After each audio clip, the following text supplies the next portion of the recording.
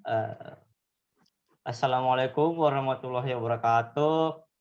Kami dari kelompok 9 akan mempresentasikan dari mata kuliah analisis dan desain berorientasi objek yang beranggotakan 3 orang. Yang pertama, Aditya Rizky Alamsyah dengan NIM 2041625 201149.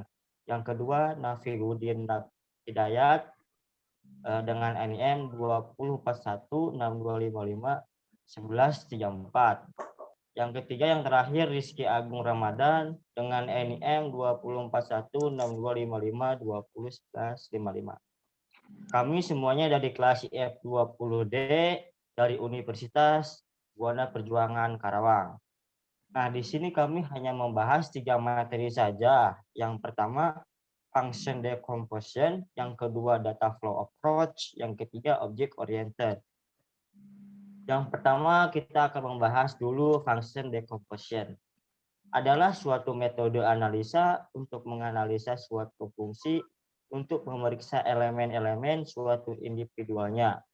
Fungsi dalam function ini yaitu tugasnya adalah proses sesuatu yang lebih besar di mana decomposition memecahkan menjadi suatu atau satu data yang lebih kecil agar mudah dipahami. Dalam hal berbisnis function, decomposition ini digunakan dalam hal memfasilitasi pemahaman dan pengelolaan, yaitu dapat membantu memecahkan suatu persoalan dan membantu mengoperasikan bisnis dan lainnya.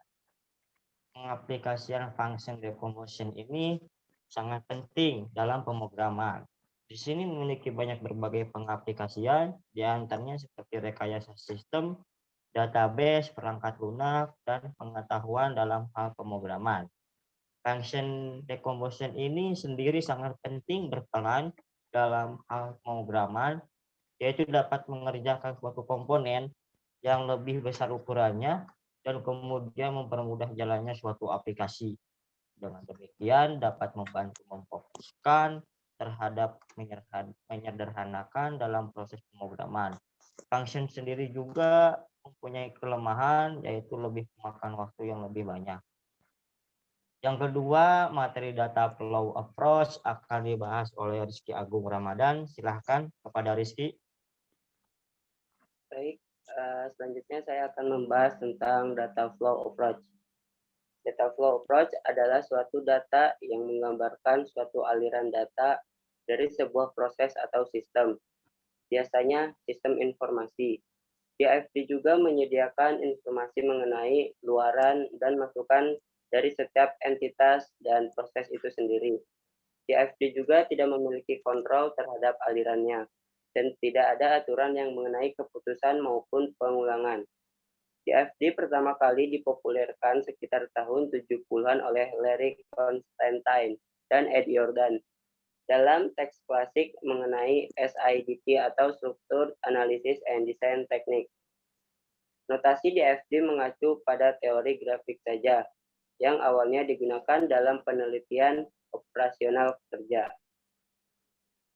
Selanjutnya, data flow approach juga membahas notasi diagram aliran data, proses fungsi transformasi, warehouse, dan entitas eksternal. Yang pertama yaitu notasi diagram aliran data.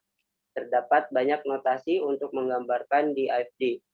Yang ditampilkan di atas dideskripsikan pada tahun 79 oleh Tom DeMarco sebagai bagian analisis terstruktur.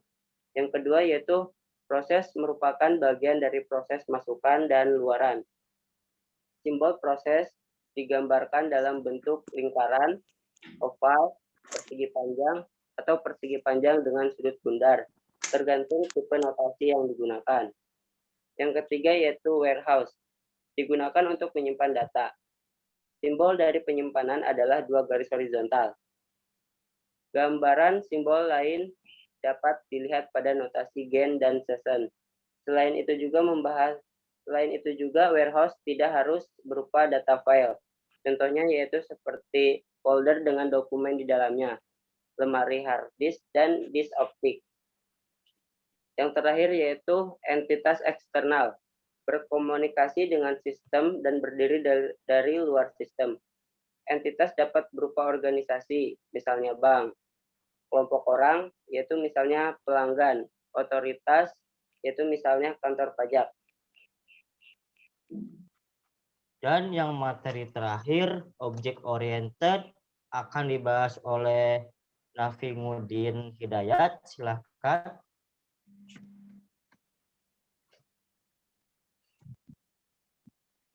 Baik, saya akan menjelaskan tentang object oriented.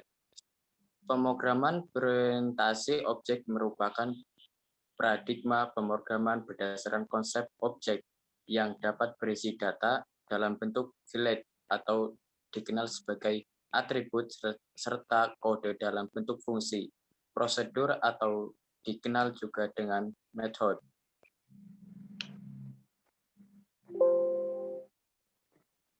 Oke, segitu saja presentasi dari kelompok 9. Kurang lebihnya mohon maaf apabila ada kekurangan. Dan assalamualaikum warahmatullahi wabarakatuh. Waalaikumsalam.